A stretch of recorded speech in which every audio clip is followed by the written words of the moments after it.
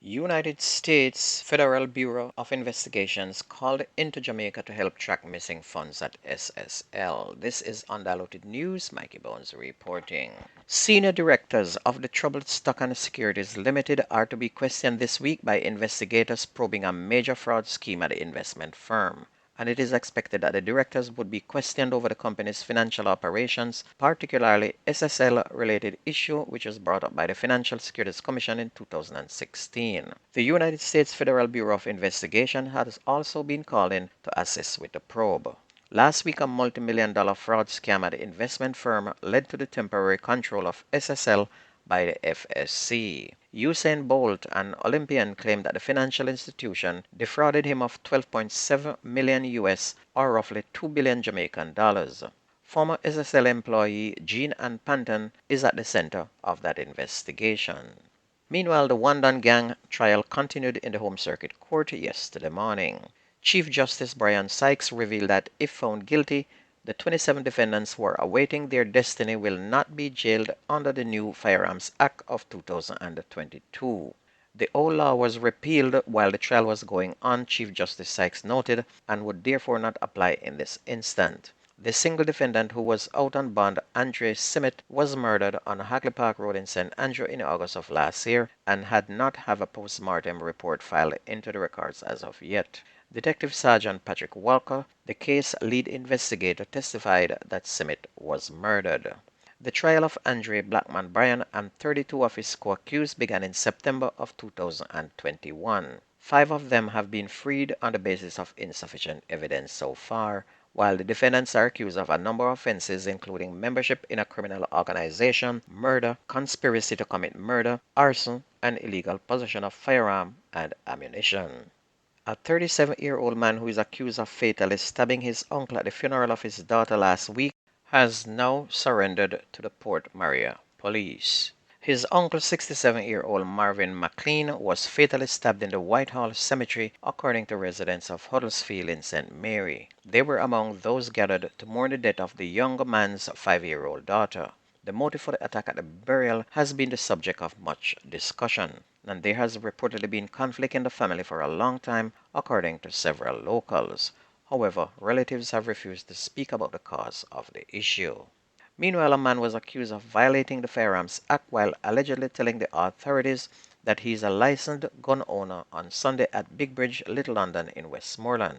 Jason Barrett, 36-year-old of Rose Street in Savlamar, Westmoreland, has been charged with legal possession of firearm and ammunition. According to information from the Little London police, Barrett was spotted visiting a store in Big Bridge at 12:20 a.m. with a bulge in his waistline. Police approached him and took a Smith & Wesson 9mm pistol and 16 9mm rounds of ammunition from him. And according to reports, Barrett claimed to be a legal gun owner and said he had forgotten his license at home. The cops then took him home, but when he got there, he reportedly changed his tune and confessed that he's not the holder of a firearm license, and he was subsequently charged by the Savlamar police.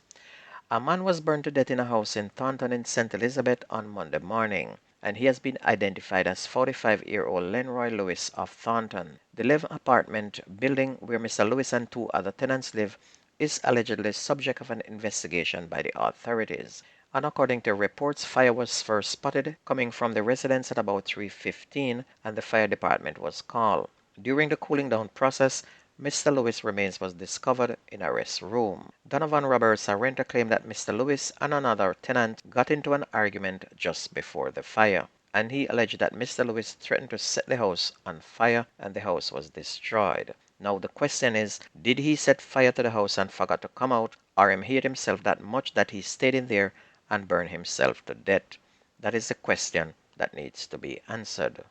And as the mayhem continues in Westmoreland, 1 man is dead and another nursing gunshot wounds after gunmen opened fire at a shop in 3 Miles River yesterday morning. The deceased has been identified as 23-year-old Jordan Obi from the community, and reports are that the incident happened shortly after 9 a.m. An eyewitness said that he was sitting outside the shop when he saw 2 men alighted from a vehicle and opened gunfire, hitting the 2 men. The eyewitness said he took cover and managed to escape unhurt. Obi and the injured man were said to be outside the shop drinking and celebrating a friend's birthday when the incident happened. The uncle of Obi said that his nephew's death has left him in a state of shock, as Obi was no troublemaker and he's now in a state of shock. The Westmoreland police are investigating. An 87-year-old woman was killed yesterday morning when armed thugs shot up and firebombed her house in the St. Andrew North Police Division. She's Hyacinth White of Tunbridge Drive in the Constant Spring area. Investigators said about 10 o'clock, armed men drove up to the house and threw several Molotov cocktails at the dwelling, setting it on fire. They then opened fire on the building before fleeing the scene. The police and fire personnel responded and found the body of the elderly woman at the back of the dwelling, and investigators are now trying to establish a motive for that attack. Onto sports, Jamaica's track and field icon Donald Quarry is warning Jamaican athletes that they should employ people who are trustworthy to manage their financial affairs as they prepare for life after sports. He said athletes need to be as careful in life as possible. He said they have a limited amount of time in the sports to make good money and that they should be diligent in making sound decisions to the best of their ability. And he's referring to what happened to Usain Bolt, whose account is missing 12.5 million US dollars. And he said that they need to properly educate themselves as to what they're investing in and should ensure that they surround themselves with good financial advisors.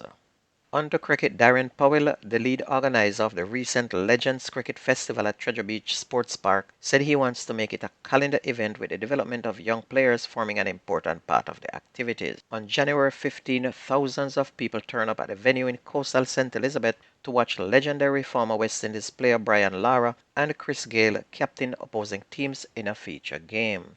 And he said further staging of the festival, which was organized with major support coming from Treasure Beach hotelers, community leaders, and other partners, will require even greater support. He said he's now looking forward to next year's event, which might be even bigger than this year.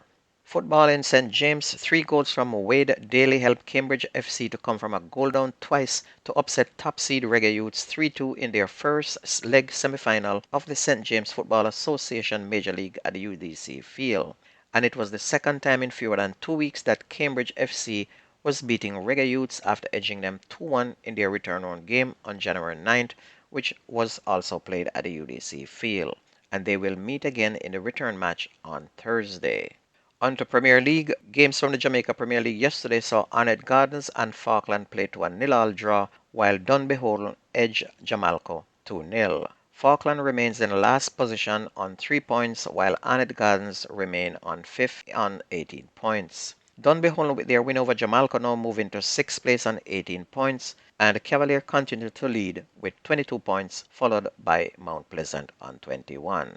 And please remember that if you ever miss the news on this radio station, just go to YouTube and type in Jamaican Undiluted News. Listen, like, and subscribe. Also hit the notification bell that as soon as we upload, you'll be the first to get it. And that's going to be news and sports on your favorite radio. My name is Mikey Bones. I gone.